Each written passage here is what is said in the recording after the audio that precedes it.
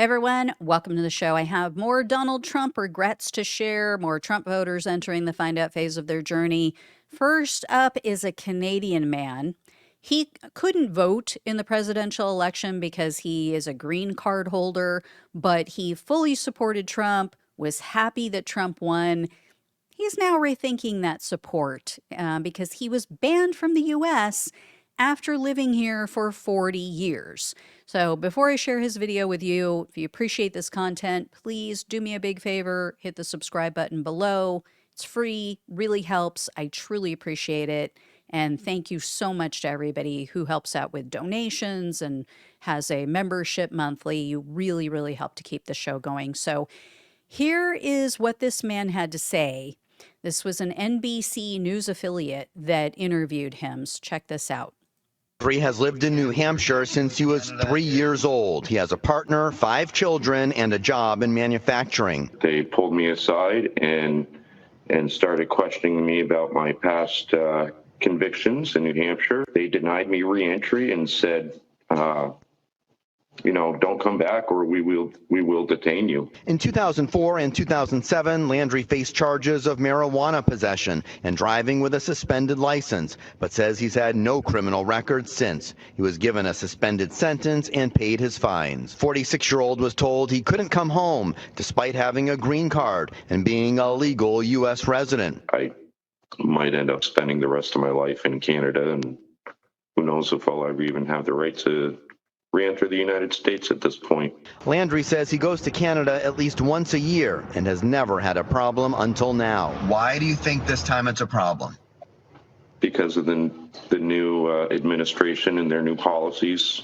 As a Canadian citizen, he couldn't vote for president, but he did support Donald Trump. I was definitely, all for Make America Great Again and having a strong, unified country and a bright future for my 5 American children. But now I feel a little differently. That's an understatement, huh? So Landry was all for mass deportations, right? All for strong border security, apparently, until he got stuck on the wrong side of that border. And I love how he said, he was for a unified country. I mean, could you think of another candidate who tears this country apart more than Donald Jerkoff Trump? So anyway, for his kids' sake, I hope he's able to come back. I hope he can reunite with them, get back to the U.S. I also have more MAGA Epstein anger to share with you. So this first one is from none other than Nutty Roseanne Barr. If you guys didn't know, she's been a diehard Trump supporter for years. And after Trump questioned if, was everybody still talking about this Epstein thing? Epstein Barr. Anyway, Barr tweeted at him. Let me bring this up for you. She said, "Mr. President, yes, we still care about Epstein. Is there a time to not care about child sex trafficking? Read the damn room."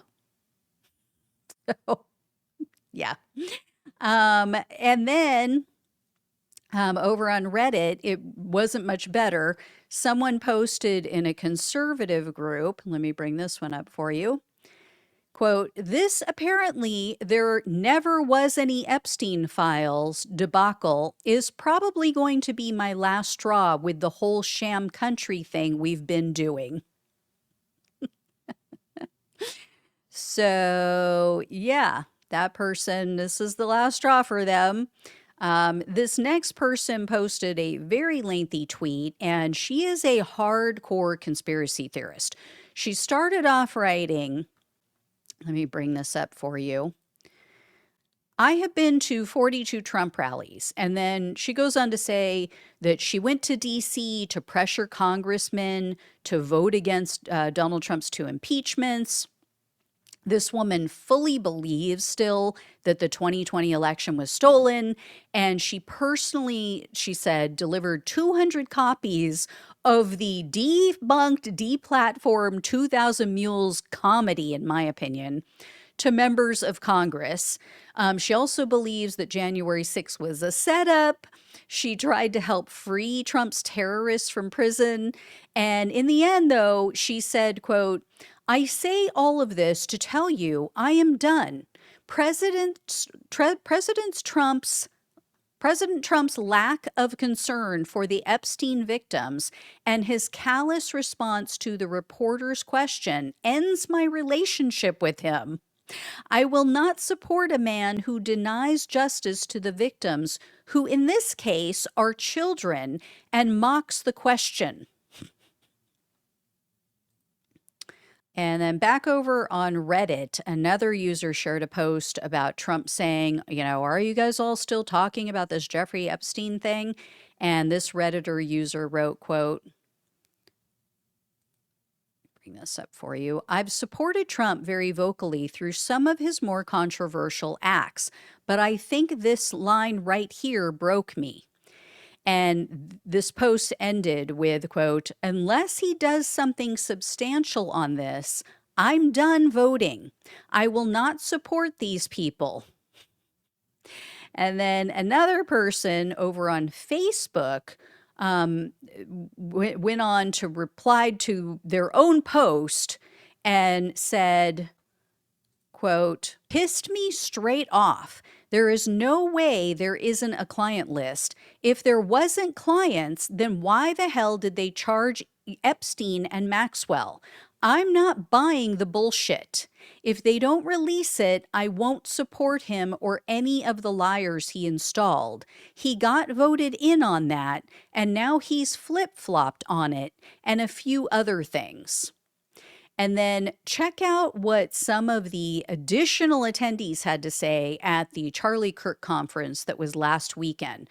So this was the Turning Point USA event that I mentioned. This is all young people. These are mostly Gen Z people, maybe some millennials in here, but these are all people who voted for Donald Trump.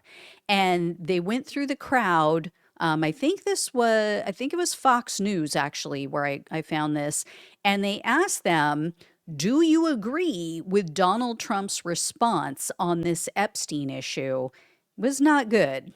Spoiler alert. Take a look at this. With the president. I do not agree. Unfortunately, on this one, I don't think I agree with the president. I do not agree with the president. I think that Pam has brought a secretive energy to the administration and that it is not a good look for the president at all. As much as I like the president, I do think that that is a little bit of mistrust put into the people. She had come out in the past and said that they had thousands of videos they were just waiting to release. And then all of a sudden now they're saying, yeah, there's nothing.